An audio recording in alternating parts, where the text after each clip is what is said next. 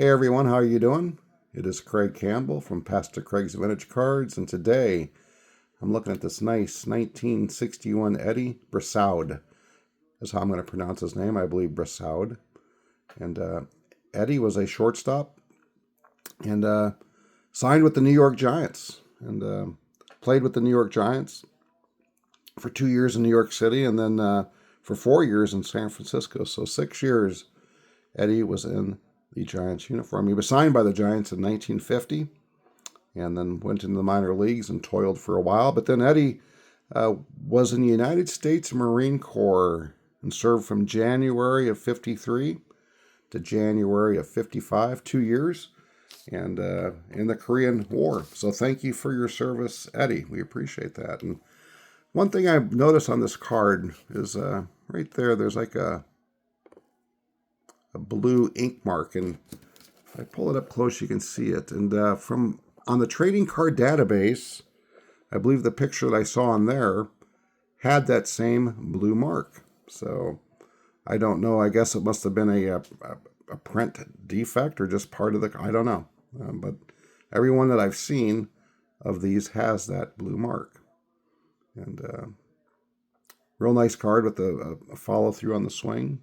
And Eddie was selected by the Houston Colt 45s in the expansion draft in 1961, but he never did play for the Colts. And he was traded to the Red Sox, and he played for the Red Sox from 62 to 65. And really his best seasons in baseball were with the Red Sox from 62 to 65. And he had good numbers there with Boston. He was hit like 290. For example, in 62, he had 40 doubles, 9 triples, 14 home runs, and 68 RBI. And then he had a career high of 20 home runs in 1963. And in 1964, he was named to the American League All-Star as a replacement for Louis Aparicio. And in that year in 64, again, he posted career best numbers of 293 average, 166 hits, 41 doubles, and 86 runs. And then Eddie was traded to the Mets for the 66 season, and then the Mets traded him to the St. Louis Cardinals in 1967, where he was a member of the World Series champion Cardinals team. He didn't start any games, but I guess he got into play in 2 games as a defensive replacement. So Eddie Brissaud finished his career as a World Series champion. What a way to go out. Never to lose another game.